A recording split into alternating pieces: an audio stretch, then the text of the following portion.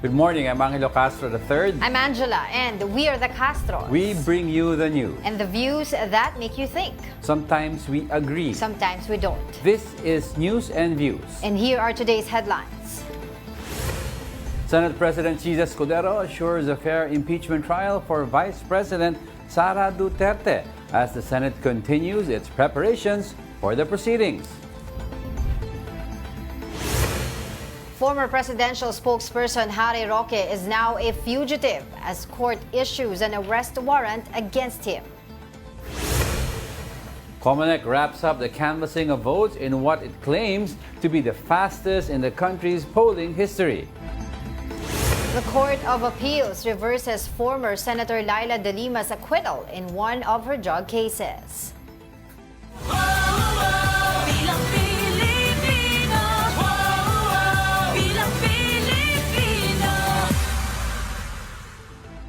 With a new set of lawmakers coming in, the Senate ramps up its preparations for impeachment trial of Vice President Sara Duterte.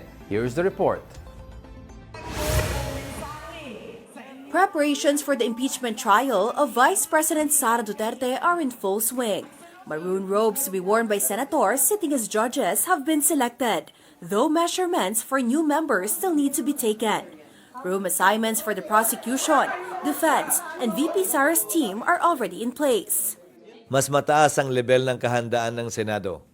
Pati yung invitations, yung ID, yung security preparations, yung holding areas ng prosecution at defense panel, nakahanda na rin hanggang sa detalye ng parkingan nila. Hinanda na rin namin at nakahanda na rin kami. Kailangan na lamang i-dry run to ng minsan.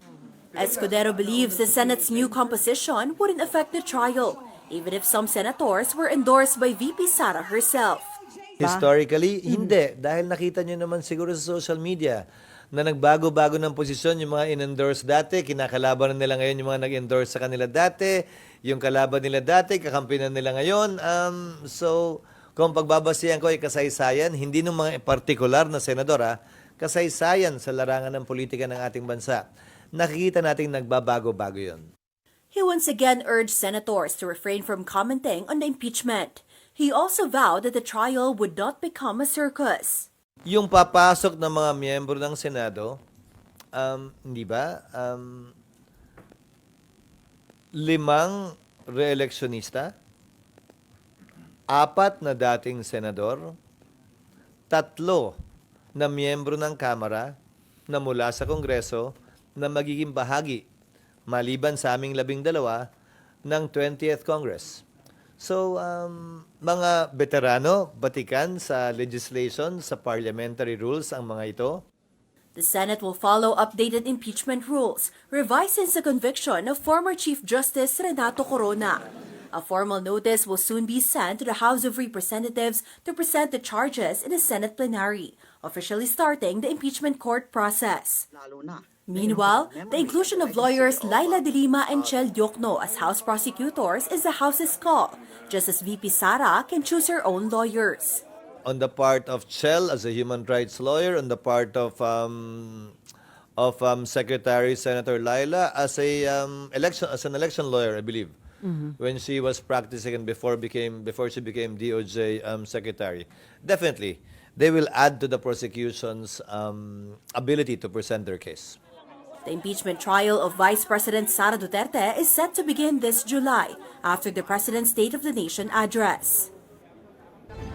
Meanwhile, Alyansa para sa Bagong Pilipinas campaign manager Representative Toby Tiangco said the impeachment complaint against Vice President Sara Duterte negatively affected their Senate slate. Tiangco noted that although their candidates performed well in early surveys, support declined after the complaint was filed. He added that the impeachment was against his personal beliefs, which is why he did not sign the complaint. He also said opposing camps used the issue in their messaging, urging voters to back candidates who would vote no on the impeachment. Kung makikita niyo rin naman dun sa ibang surveys open to the public, the Alyansa candidates were doing very well doon sa simula ng kampanya. No? At nakita natin, nagsimulang magkaroon ng problema. Unang-una, nung final yung impeachment, no? Na talagang against ako dahil kaya nga hindi ako pumirma doon. Kahit ako ay isang congressman, hindi ako pumirma doon. Pero yun talaga yung simula na nagkaroon ng epekto doon sa kandidato ng alyansa. Senate President Jesus Escudero said he will continue to lead the chamber only with the support of the majority in the 20th Congress. Meanwhile, former Senate President Tito Soto expressed openness to returning to the post if given the opportunity. Here's the story. The official list of senators who will replace the 12 graduating ones have yet to be announced, but there's already talk of a change in Senate leadership. According to upper chamber rules, the Senate President may continue in office while his term is in force. This will only change if someone presents a majority vote when the Senate session resumes. For now, Francis Escudero is still Senate President. Katatapos lang ng eleksyon at bangayan at ingay, sisimulan niyo na naman agad. Sino man sa amin, kabilang si Senator Soto, ang may bilang, hindi niya dapat talikuran yung responsibilidad at yung hamon na yon na binibigay na kumpiyansa ng mayoriya ng mga senador sa taong yon. Former Senate President Tito Soto himself earlier said that if 13 senators will push for his return to the post, he will accept it. But until that happens, Escudero says he wants to focus on the pending legislations. He does not want to think yet about the upcoming 20th Congress and the possibility of his replacement as Chief of the Upper Chamber. Escudero added that anyone from the 24-man Senate, not only Soto, could be Senate President should he or she have enough numbers to be elected. Once this comes to a vote, the result will then make up the Senate's majority and minority, and not from which side of the political fence they are from. Majority means you voted for the winning Speaker or Senate President. Minority means you did not vote for him or voted for someone else, which is totally separate and distinct from being opposition or administration in relation to the sitting government. Escudero, however, did not discount the possibility of a Marcos bloc and a Duterte bloc clashing in the coming Congress. Sa pang-araw-araw na issue, mga panukalang batas na pag-uusapan namin, sa tingin at pananaw ko, hindi yan titingnan ng mga miyembro ng Senado bilang bahagi ng Duterte bloc, bilang bahagi ng Marcos bloc. Titingnan nila yan gamit ang kanilang karanasan, konsensya, at prinsipyo at paniniwala. Pero kapag ang issue ay tungkol sa Duterte at sa Marcos, marahil doon mo lang makikita yung linyang yan sa pagitan ng dalawang yon. Pero hindi lahat ng senador ay pwede mong bigyan ng tataksan o ika nga na Duterte yan, Marcos yan. The 19th Congress will have 2 final weeks to pass pending legislations, among them the anti-Pogo bill. Of course, there's also the impeachment trial of Vice President Sara Duterte. But as Escudero said before, this will be in the hands of senator judges who make up a portion, and a powerful one at that, of the 20th Congress. Now let's discuss that further with Professor Arjan Aguirre from the Ateneo de Manila Political Science Department. Good morning, Professor Arjan. Thanks for joining us. Hello, Mr. Angelo, Miss Angela. Yes, Prof, let's get right to it. No, I don't know if you saw ang last report natin. Of course, given the new composition of the Senate, your thoughts on a possible leadership shakeup sa Senate? Okay, so based on the numbers that I'm, seeing, I'm sensing that they will have 3 blocks. Okay, so 3 blocks. Okay. Yeah, 3 blocks. Of course, we should expect that this new block, yung Duterte block, 7 sila. Yun nga sila, Senator Bongo, si De La Rosa, Padilla, Marcoleta, Marcos, and yung 2 Villar. For the current leadership, si Senator Cheese, nasa kanya pa rin yung support ng yung Cayetano siblings, tapos pwedeng si Estrada, tapos yung Tulfo siblings, mukhang makukuha niya yon, tapos si Lapid. Yung another 7, ito yung, yun nga, yung returnees, sila Senator Soto, si Lacson, and of course yung Zubiri, Block, sila Ligarda, JB Ejercito, tapos Villanueva and Gatchalian.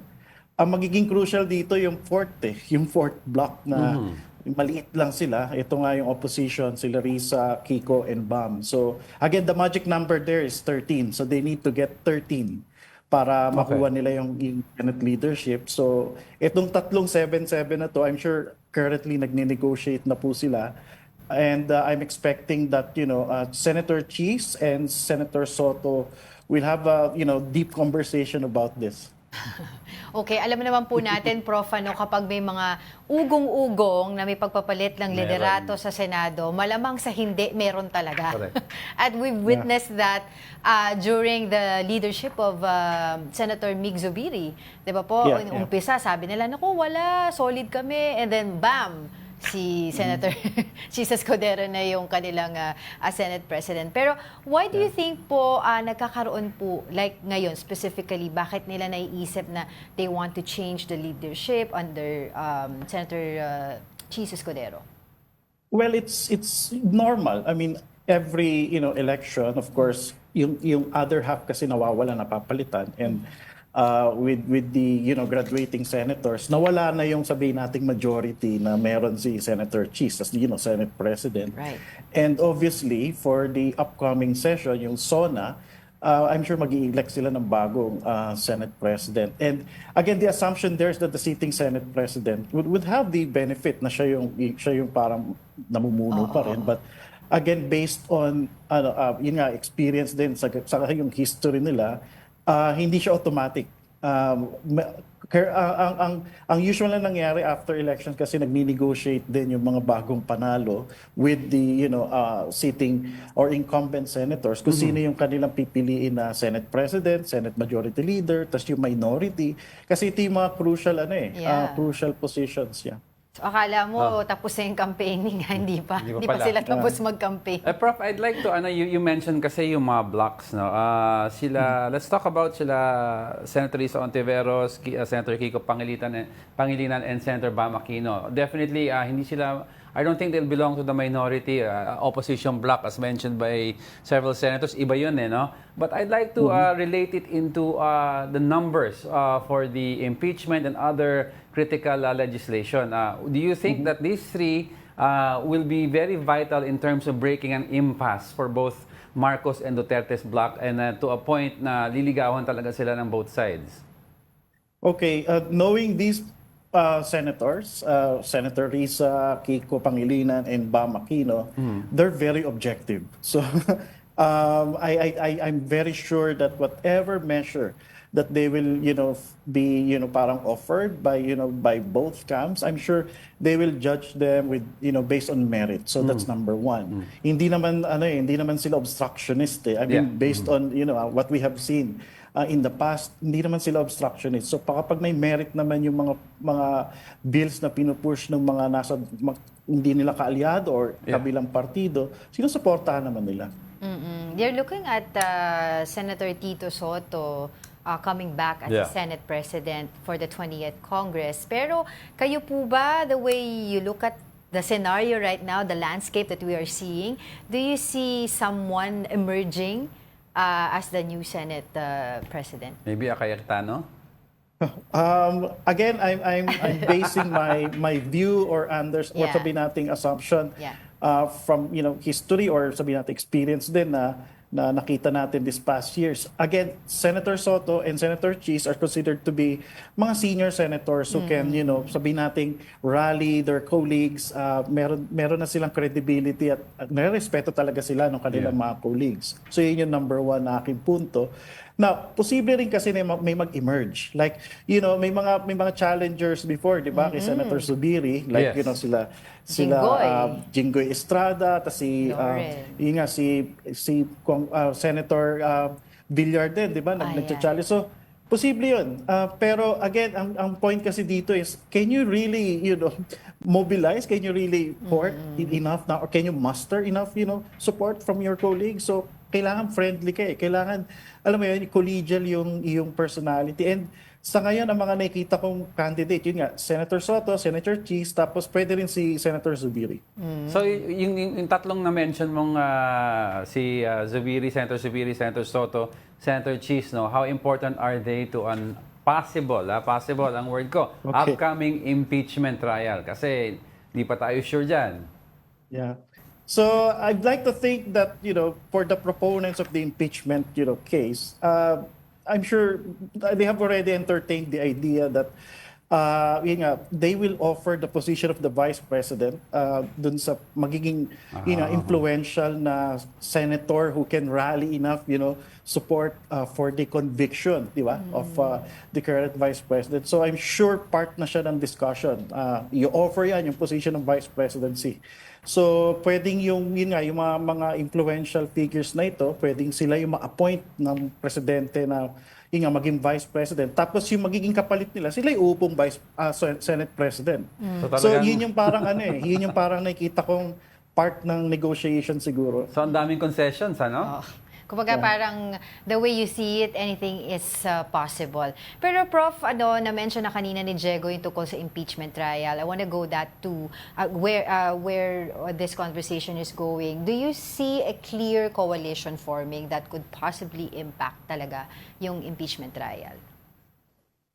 Sa ngayon, the coalition, that I'm seeing na talagang very clear is yung for the acquittal. So sila lang yun. I mean, they're very organized, and I'm sure that's one of their agendas na na-identify in midterm elections. Parang we need to parang make sure that more people na kaalyado natin na ma-elect at masigurado na may acquittal. Now, for the conviction, again, maliit yung chance Talaga maliit kasi even before the midterm elections, marami ng incumbent na nagsabi that they're not open for the conviction nga nung vice president. Yeah. But again, in politics, anything is possible. Depende po kasi yan sa magiging performance ng prosecution panel. That's why I'm very parang excited, yun yung term, to see yung dalawang main sabi nating opponent ng mga Duterte, si Shell Jokno saka si Congresswoman Laila De Lima na magiging part ng impeachment panel. Okay, very critical daw yung nila is if they can openly show, especially the trial will be aired on public, so mag-iingat mga senador. In relation to that, Prof, I'd like to ask you, 3 years from now is presidential elections, and let's face it, maiksi na lang yan. So do you see now the President Bongbong Marcos literally a lame duck president already, given that most senators will function not according to pressure from Malacanang, but rather according to what will benefit their numbers moving forward? Yeah, that's one of the problems of a presidential system that doesn't have a re-election feature. So isang beses ka lang magiging presidente. So yung second half of your rule, which is after midterm elections, usually magiging lame duck president ka. Now, it also depends kung meron kang successor. Unfortunately, the current president doesn't have a successor. So talagang ang mangyayari dyan is titingnan talaga siya as lame duck president. But again, anything is possible. Who knows? With this impeachment trial, kasama siguro dun sa prosecution panel, bigla may mag-emerge dyan na siguro mag-excel. So marahil makita ng administration na pwede itong maging successor. So yun nga yung natin ang point natin doon, 3 years is so long. So mahaba pa yan, marami pang pwede mangyari. Oo nga, isa sa inaabangan pa na magiging parte ng prosecution panel would be former Senator, now Congressman-elect Laila De Lima and Chel Jokno. But I want to ask you po, Prof, if the Senate does not convict, yung nakikita mong senaryo na yun kanina nabanggit mo, ano yung possible consequence dun sa mga nag-support sa trial? Political consequence dun sa nag-support sa trial? Ito yung magiging consequence kapag na-acquit ang Vice President. Again, for the midterm elections, we have already seen yung mismong effect nung hidwaan nila, mukhang yung sympathy ng mga tao nakuha nila. Paangat ng paangat yung mga allies nila. Tapos, di ba, yung recent na approval rating ng Vice President napakataas. Yeah. Kapag na-acquit siya, I'm very sure that, this will also, sabihin nating help yung kanyang popularity, yung siguro yung chances din niya sa pagtakbo sa 2028. So, knowing the Dutertes, marahil magiging mahirap yung kanilang political future. Kasi kung mananalo itong presidente sa 2028, so may kita ulit natin yung siguro nangyari in the past na magkakaroon ng vindictive kind of treatment sa mga ibang mga political opponents nila. Lintik lang ang walang ganti. Parang gano'n. Yeah, But we enjoyed the conversation. Thank you po, Professor Arjan Aguirre from the Ateneo de Manila Political Science Department. Thank you po. Good morning. The European Union shares their observation on Bilang Pilipino 2025. In an interview with Storicon, Manuel Sanchez de Nogues, Deputy Chief Observer of the EU Election Observation Mission, said the process for the 2025 midterm elections was well organized and that all materials were in place at polling precincts. He added, however, that the observers also witnessed indications of and received reports about vote buying. The Philippine government tapped the EU to send observers during the elections. We have received credible reports from our observers. You must also take into account that if you are dressed like I am with a vest, clearly identified as election observer, you're not going to commit any kind of interaction, commercial interaction, yes, of course. But we received credible reports and that we believe that are very credible. We'll be back with more stories after the break. Keep it here on One News.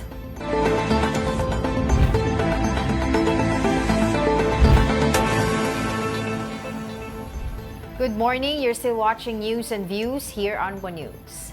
The COMELEC is now set to verify its canvass reports following the Bilang Pilipino 2025. Let's get the latest from mobile journalist Merimon Reyes, reporting live from the Manila Hotel. Merimon. Good morning sa inyo. So far, we are still here waiting para sa press con muna kasama si COMELEC at Chairman George Erwin Garcia. It's scheduled around 10 o'clock a.m. pero as of now, wala pa. So wala pa tayong latest updates. Pero what we know as of this time is meron pa tayong hinihintay na dalawang official reports from the COMELEC dahil nga masaya silang naibalita na natapos agad ang canvassing ng COCs within 3 days. So yung 175 and yung remaining na 16 na COCs kahapon ay successfully nagawa na naitala na. Pero again, yung makikita natin na partial and official results mula sa COMELEC ay hindi siya nakatali nor nakaranking hanggat hindi pa nga raw official talaga yung listahan ng mga nagwaging senador at mga party list groups. Pero what we are also anticipating is kung magkakaroon ba ng early proclamation. Pero sa ngayon kasi ang malinaw pa lang talaga, tomorrow Saturday sasagawa yung official proclamation ng mga magwawaging senador. And pagdating naman sa party list groups, humingi ng palugit na isang araw ang COMELEC. So more likely by Monday naman isasagawa ang proclamation for the party list groups. Balik sa inyo. So most probably bago yung proclamation, makapaglalabas na ang COMELEC nung kanilang official tally ng mga yung nasa senatorial race, kasi sabi mo kanina, hindi pa naman talaga sila nagbibigay ng ng numbering 'di ba, ng ranking. Yes, Angela, tama yan. Kasi ang nasabi rin ng COMELEC, 4 yung ilalabas talaga nila. Pero so far, starting Tuesday hanggang kahapon, 2 pa lang. So we're still anticipating yung dalawang reports from the COMELEC and then we'll go from there na. Pero since masaya nga silang nalaman na natapos agad nila na within 3 days, mukhang masusunod yung schedule na hinahabol nila na throughout this weekend, official proclamation talaga ng mga magwawagi. Kasabay din ito, patuloy din na isinasagawa yung random manual auditing doon naman sa Citadines Bay City sa Pasay, kung saan ina-expect din natin 45 days pa yung running time ng pagpoproseso nun. Pero sa ngayon dito sa likuran ko, medyo tahimik pa, wala pa masyadong nangyayari. Bukod na nga lang doon sa press conference ngayong araw. Angela. Yes, Mary mo, may tugon na ba ang COMELEC sa challenge ni Attorney Torion kay on behalf of senatorial candidate Pastor Apollo Kibuloy na hindi na daw kailangan ng ng election protest or mag-file sila ng protest para mag-recount ang COMELEC? Angelo, yun yung inaabangan natin ngayon at tatanungin natin agad yan dito sa press conference kasi so far since yesterday, ang pinakasagot pa rin talaga ng COMELEC regarding dyan, even yung mga manifestation daw na magkaroon na ng early proclamation or kaya yung manual recounting, still same pa rin ang stance dito ng COMELEC na pagdating doon sa may nais daw ng manual recounting is kailangan para mag-file ng election protest kasi kakailanganin din dito ng batas to mandate yung such a proceeding plus considerations daw sa budget ng gobyerno. And pagdating naman doon sa official early proclamation nung rank 6, base na nga daw doon sa lumalabas na results, ang malinaw din dito, tinapos muna talaga ng National Board of Canvassers yung 175 COCs para sabay-sabay na raw yung kanilang proclamation. Pero later, pag natuloy na yung press con, isa yan sa mga abangan nating kasagutan ng COMELEC. Oo nga, kasi Merimon, maganda rin malinaw kung ano ba talaga yung tugon ni COMELEC Chairman George Garcia dun sa usapin na hindi na daw kukunin ulit ng COMELEC sa susunod na election, which is 2028 presidential election na yun, ang Miru systems dahil dun sa ilang mga aberya na naranasan noong mismong araw ng eleksyon.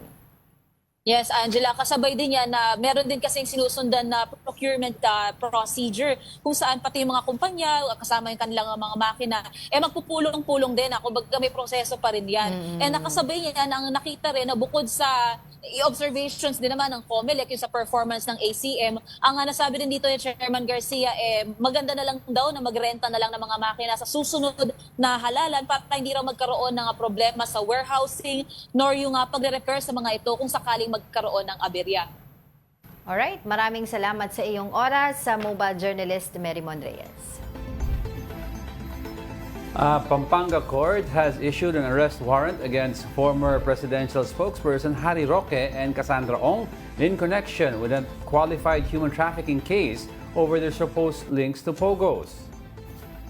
In a Facebook Live video, Roque claimed the charges are politically motivated, citing his loyalty to former President Rodrigo Duterte.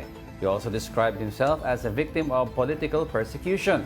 Roque added he will continue to fight the cases filed against him. He is currently in the Netherlands.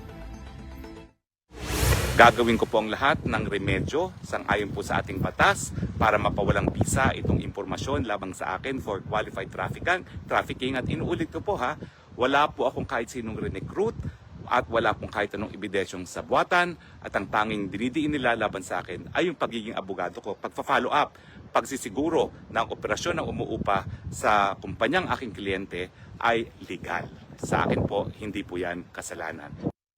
Yun. So finally, weeks ago kasi we reported here also na the regional trial court sa Angeles. RTC sa Angeles. Oo, diba, verify pa nila if there's sufficient evidence para makapag-release sila ng arrest warrant. Then there you have it. Yesterday, ng late afternoon, nag-release na nga ng arrest warrants against Cassandra Ong and Attorney Harry Roque. So we'll see next kung ano yung magiging tugon ngayon, whether we'll go through Interpol to try to go after former spokesperson Harry Roque or kung magkakaroon tayo ng formal request sa Netherlands for this. But ang question ng marami is bakit in the first place, if you really profess your innocence, bakit hindi mo sinunod yung sinabi mo at pinayo daw ni Spokes Harry kay then Senator Laila de Lima na face the music? Diba? Harapin mo yung problema mo dito, wag kang diba, reklamo at So, ang advice sila, go home, harapin mo yung mo. No less than... Ito. No less than our recent guest. Salvador Panelo. Actually, sinabi Attorney niya to. Panelo said, ano sinabi ng Attorney Panelo? Sinabi niya, nung nag-guest siya dito, before the halalan, diba? Sabi, abogado naman siya so umattend na lang siya. Tapos nag-guest din siya kasi earlier kay Gretchen sa ano ang payo niya? Morning Madison. I don't think Harry Roque is being politically persecuted. Kung ako sa kanya, abogado naman siya, harapin niya. Yan po mula sa mga salita po ni Attorney Salvador Panelo, former Chief Presidential Legal Counsel. Kilala pala niya si Spokes Harry Roque. Sabi niya ng huli. Tinatanong ko, sabi niya sino daw yun. Diba? Anyway, sabi ni Attorney Harry Roque, gagamitin daw niya itong arrest warrant na to, isasubmit na isa sa mga requirements niya to seek asylum dyan sa Netherlands. Kasi talagang kitang-kita daw by doing this is talagang politically persecuted. But it's nice to see kung ano magiging response ng the Netherlands. Kasi alam ko wala tayong extradition. Walang extradition, but we can go through formal requests. But I want to see yung response ng Netherlands towards this because the ICC is housed in the Netherlands, and we all know that the ICC was part and parcel of investigating former President Rodrigo Duterte et al. And most of the people in his government nakasama si Spokes Harry Roque. So, di ba, knowing that yung association niya with former President Duterte, ipepresenta pa niya yung actual arrest warrant. So, whether they will accept it as a proof of persecution or they will say, well, meron ka palang kaso So, we'll take you back to the Philippines, face it first before we give you asylum. Tingnan natin. So, let's see. It could work both ways. Yan ang sinasabi ng ibang mga lawyers that were sharing their insights about the issue. Okay, abangan natin yung iba pang development ng story na yan. Meanwhile, the Court of Appeals reverses former Senator Laila de Lima's acquittal in one of her drug cases. The CA's 8th Division nullified the decision of Muntinlupa Regional Trial Court Branch 204. The appellate court said the Muntinlupa RTC based its decision only on former Bureau of Corrections Officer Rafael Ragos's withdrawal of testimony. The CA noted that they failed to point out which particular testimonies Ragos withdrew and which elements of the case were not proven. Recall that De Lima faced 3 cases over her alleged involvement in illegal drug trade at the New Bilibid prison when she was Justice Secretary. Nevertheless, De Lima's legal team said they are ready to challenge the reversal. Rest assured po na hindi po ito final and executory kasi po pwede pa po namin kami mag-file ng motion for reconsideration kung totoo or appeal sa Supreme Court. So ang ibig sabihin po, dahil hindi pa po final and executory ang reversal, hindi pwedeng makulong si Senator Lima. Tiniis niya nga ang 7 taon na mag-antay para sa tamang proseso at naniniwala siya ultimately lahat naman ito ay mababasura kasi ito naman ay mga basurang kaso talaga. Ayun. Nakita ko nga dun sa natin sa Philippine Star. There were several Nakalagay Dilemma. Dilemma. Sorry. dilemma. But there are several interpretations to that. Isa yung sinabi mo sa akin kahapon, di ba? Ano nga yun na it is not really on the actual case of Senator Laila de Lima, but yung how the judge parang wrote it. sinasabi nila kasi, di ba, parang the CA based it daw dun sa void judgment. Parang in essence, pinapagpaliwanag kung parang kung ano yung ibig sabihin ng judgment niya, parang pinapa-rewrite sa kanya. I don't know the term kung ano ba yung pinakapaliwanag, kung ano yung basehan ng pagkaka-acquit kay former Senator Laila de Lima. Oo, kasi ang nakalagay ata is yung single recantation. I don't know which branch was this kasi Senator Laila de Lima had several cases. Muntinlupa branch. Sa Muntinlupa. So ang pinakatanong dito, makukulong ba siya ulit? Hindi naman daw muna O final and executory ba to? Sabi nung kanyang abogado, relax lang kayo dyan. Supreme Court pa. Hindi makukulong itong si Senator Laila de Lima. And we also asked kung halimbawa iniisip din natin ano ba yung timing nito, yung timing ng decision na to, na pagkakalabas ng decision na to. Sabi nila, after magpahayag si Senator Laila de Lima na pumayag siya, tinawagan siya ni House Speaker Martin Romualdez, tinawagan daw siya at pumayag siya na maging parte ng prosecution panel ng impeachment trial. April 30 pa to Pero yun nga, I was gonna say, when I read the article about it, it says the decision was made April 30. Pero it was just published or released kahapon. Kaya pero still, sabi nga nila, tinitignan pa rin yung timing kung ito ba ay political decision or what. And hindi naman pwede daw ibalik sa trial kasi hindi naman tayo abogado pero sinasabi nila double jeopardy na yung pinag-uusapan dito kasi nagkaroon na ng desisyon mula sa Supreme Court. So yung base dun sa interview kay Attorney De Leon, yung kanyang spokesperson, yung kanyang legal team, isa sa kanyang legal team, yun nga, hindi, kumbaga parang it doesn't say dun sa decision na parang it wasn't the fault of the defense. Parang gano'n, parang if ever ibabalik lang to ulit doon sa RTC judge nila, which is si Judge Alcantara. Para pero siya yung gumawa madaming pundits sabi also about also yung mga I've read some merits of double jeopardy that some say that for double jeopardy to happen, you have to go through the trial and get either an acquittal from the trial. So yung case na pinang-acquit sa'yo, or kanyari, nag-convict ka, tapos later on, in the middle of your conviction, nagkaroon ng overturn, di ba? So the double jeopardy comes in pag natapos yung kaso. Ang sinasabi kasi ng iba, hindi naman umabot sa trial yung case ni Senator Laila de Lima, nag-demurrer to evidence So yung questionable kung is there enough evidence to go to trial, yun doon na acquit yung case So sinasabi nila, teka lang, pag-aralan nyo muna baka hindi pwede ang double jeopardy because pwedeng hindi kasi umabot sa trial. Sabi naman ng iba, tulad ng sinabi mo, teka lang, it's not saying na walang merit yung acquittal. Sinasabi lang, yung pagkasulat, may kulang sa substance, i-rewrite ng judge. judge. Oh, yun. So we'll wait for an So actual parang ang explanation. pinaka-ano dyan is pinapaayos lamang ng CA ang pagkakasulat ng desisyon.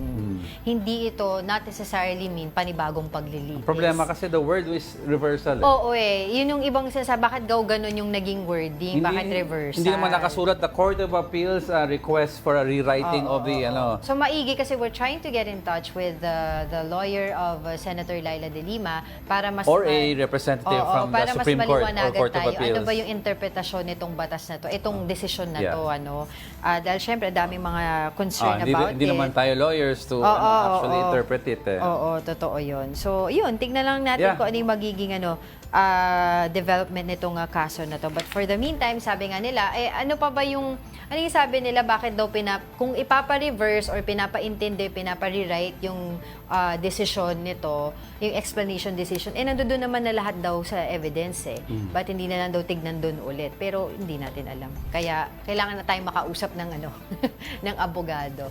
But we'll be back with more stories after the break. Keep it here on One News.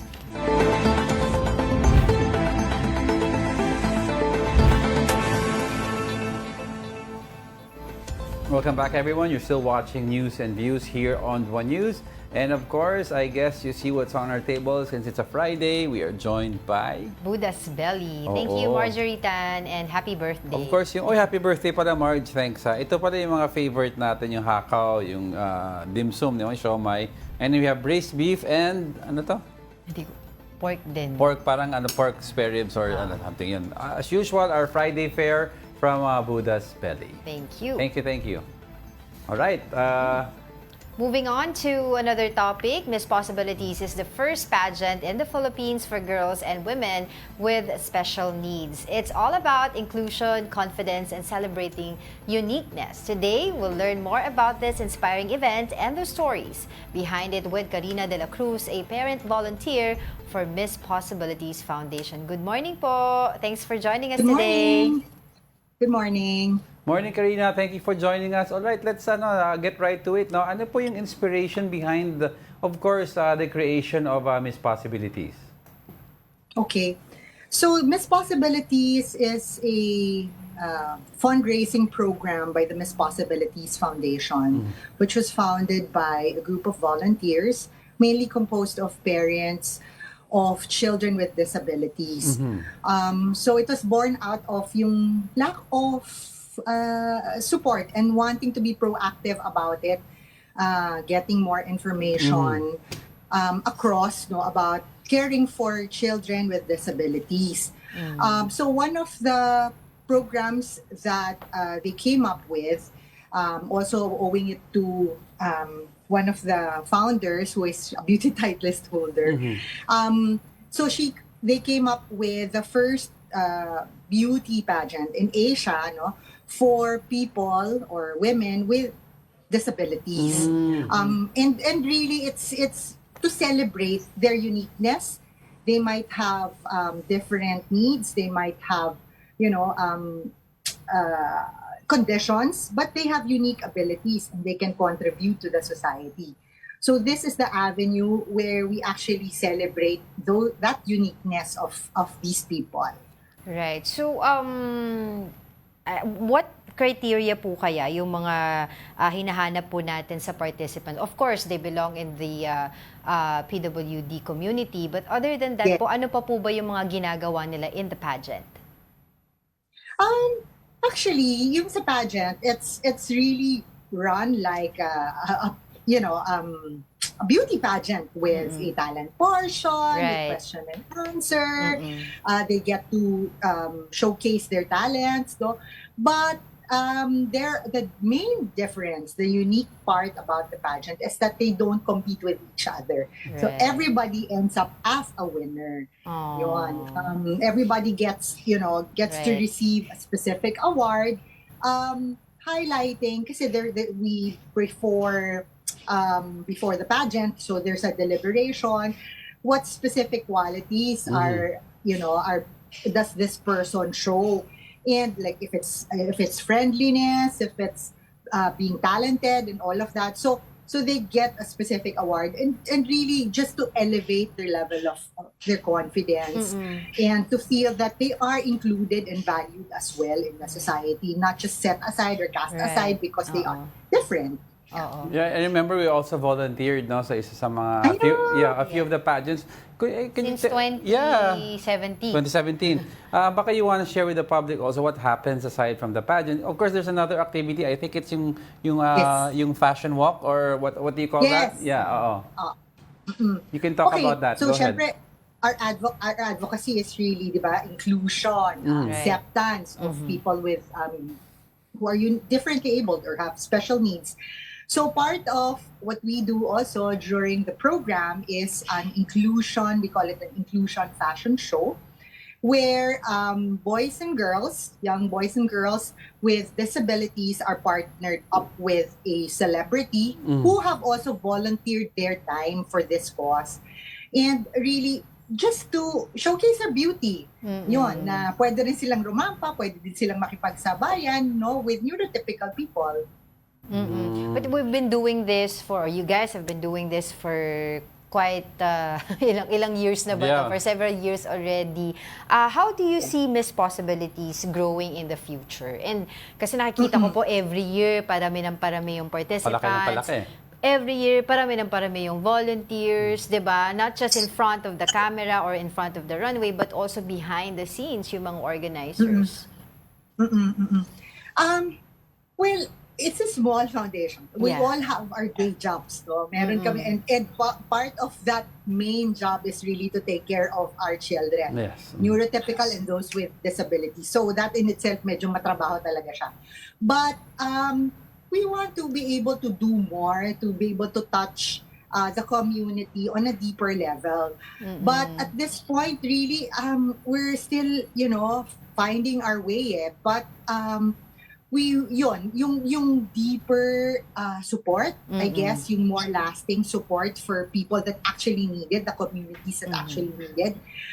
Kasi yung level of information pa lang, parang kulang na kulang. What to do, di ba? Yung early intervention, what to do, hindi masyadong, hindi pa ganun katanggap o hindi pa ganun kaalam across the community. So yun yung gusto namin, na-envision namin na if we are able to put more structure in place, or we're able to get more resources to for the foundation, then we can do more and reach out more. Yun, and go ahead. Yeah, no, I was wondering kasi as an advocate for the rights of persons with disabilities, I'd always say na we see the person, not the disabilities.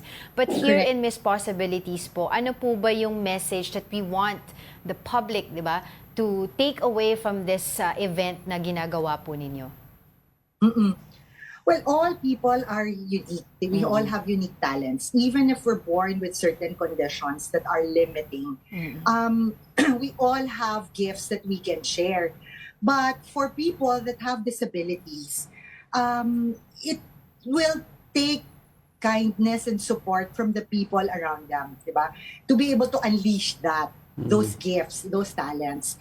So, yun ang yun ang parang message namin that let's give them opportunities as well. But we need the support and the acceptance of the community around them. Na sana let's be kinder, let's be more compassionate, let's give them more time because these people take a longer time to achieve certain milestones. Pero if we give them opportunities, if we treat them with kindness, then kaya, because actually many of the pageant participants have studied in some way. They have small businesses, some of them are even working. So kaya naman, kaya lang, kailangan talaga ng support from the community. And I love those, yung mga nakatagline din sa mga pouches that you give away.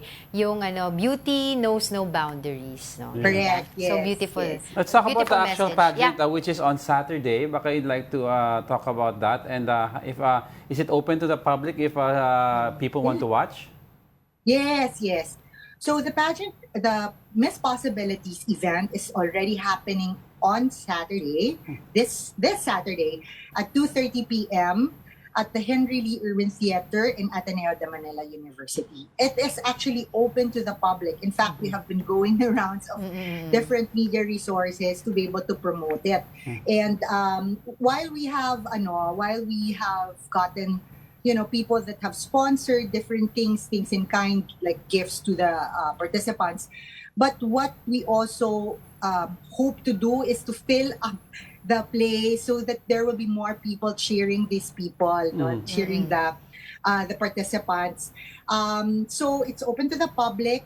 Yes, they can support and buy tickets. Please do so. They can contact us at our Facebook and Instagram page, Miss Possibilities Foundation. Or they can there will also be ticket sales during the day itself, tomorrow. And for people who are interested, especially among educators, therapists, they can come in for free. Ayun. With that, good luck po with the event and hope to see you guys there. Maraming salamat po, Miss Karina de la Cruz. Thank you so much. And thank you so much for always supporting Miss Possibilities. We really value your support. Thank you po. Yan, good luck sa kanilang pageant Tomorrow. Miss Possibilities. Okay, unique matcha offerings prevent a safe space cafe from shutting down. And up to this point, they continue to improve their recipes. Mobile Journal is Abelio with the details.